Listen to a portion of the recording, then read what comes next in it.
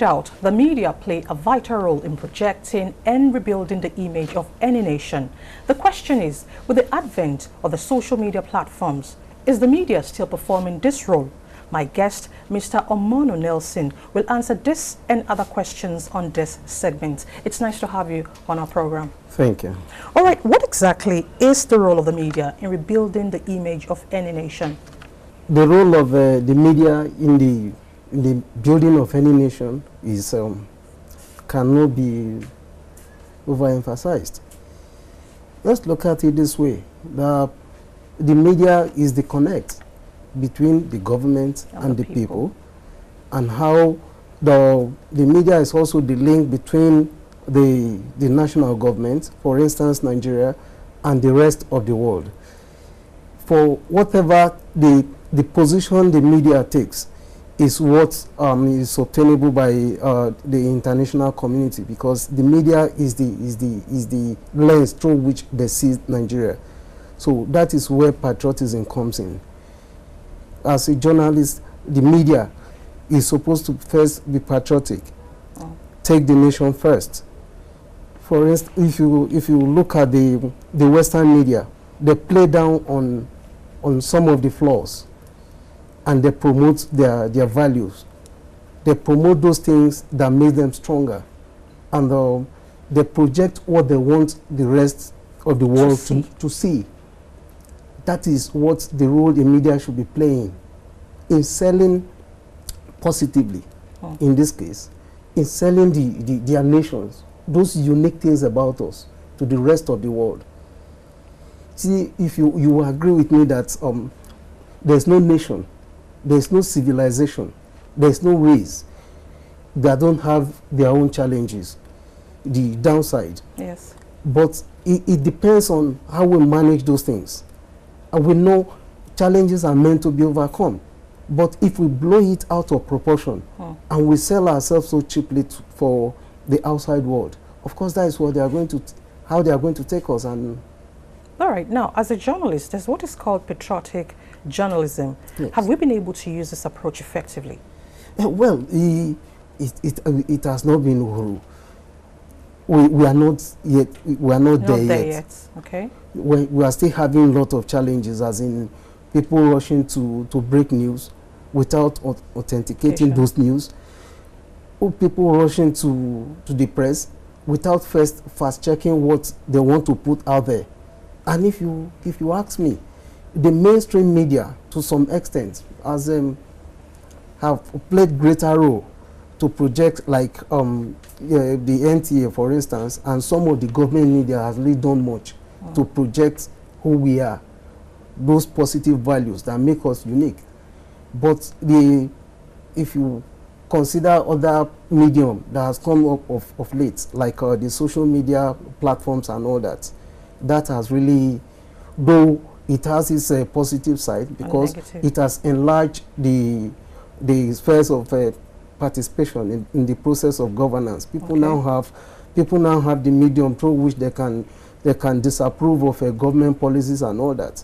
But on the flip side, this also has it has really exposed us to the rest of the world the way it shouldn't, because it is not regulated. Yeah. The mainstream media has are trained, the professionals are trained, journalists are trained, from reporter down to the writer, if you are in the print, the editors are not. It's a shame, and that is because they are trained to fast-check news. Sometimes you will bring news, they will tell you this for the purpose of national interest, national security, this is this, step this down, go back and investigate this further, make sure what you are putting out is correct. But the truth is, the social media platforms have broken the norm.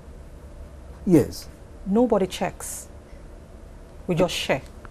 From WhatsApp to Instagram to Twitter, and then it goes round. It is global.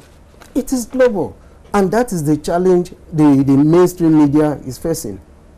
And if you go online now, you discover that most media, mainstream media, are also trying to, they are on net already, everywhere online, breaking news. Along with those people along with what is trending in the social media, to some extent counter what is going on in the social media.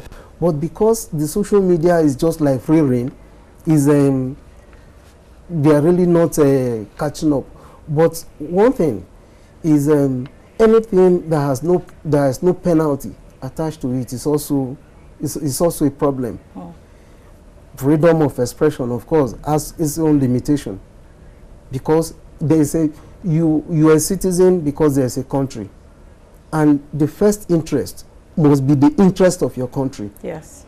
Now, the role of government in this case, in the use of the social media, there is need for training and retraining. Okay. Yes, there is training in this case. Is you cannot gather social media users because it's so vast at one point to give them training. But we can use the schools, because among the young people, the belt, because people of 50 and above, they use their discretion before posting anything, and most of them, the active users of social media, as just 30 below, 40, anybody between 30 and 40 is entering the age of, and is always very careful for the future of his children, and will not start doing things anyhow.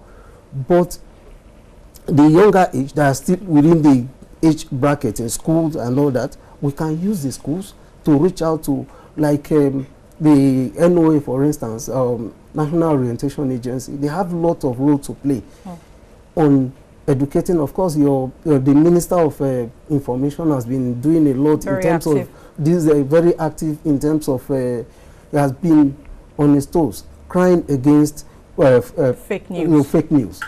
And which has really done, it can bring a nation down no matter what. All right, quickly, let's talk about the issue of control. Is it possible to regulate and control what goes out, like it is done in other clans? I understand in some Asian countries, there's regulation, there's control. Can we do that? But we must be careful to have a dividing line between when it becomes, control becomes autocratic, and when the freedom of people to interact with others, or to share views, or to share information is impeded. But like I said earlier, anything that is free without control will always boomerang. There should be check. I agree, there should be check, but the checks will have to come in the area of but first, the starting point will be massive education, reorientation. Now, we must learn to take our country first. See, if I know right from school that the future of this country, if I'm within the age of 20, between 20, 25, 30, I know my future is still there. And my future in Nigeria is far more than the future I have in US, in other parts of the world. So Nigeria is my heaven. So what I gain from Nigeria is what I make of it. If I project to other parts of the world that every Nigerian is a criminal, believe me, that is, if I get out there, that is how I'm going to be treated. If I go out tomorrow because of my activities back home, the way I project my country, that is how I'm going to be treated outside.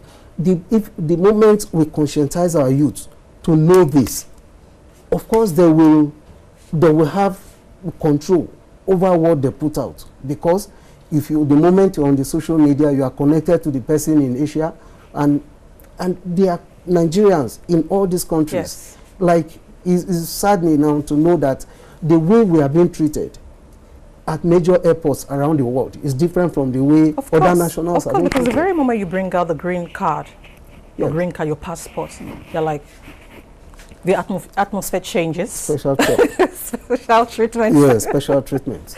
Yes. So, in all, public sensitization is key. It's key. It's key. It's key. All right, Mr. Nelson, thank you so much for your time. Thank you very much. Thanks. Don't forget to rebuild Nigeria. It is a collective effort. And that's it on our media review this week.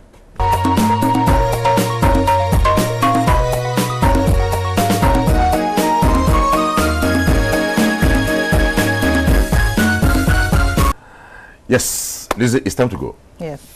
I must say this. like the saying goes, there's really no place like home.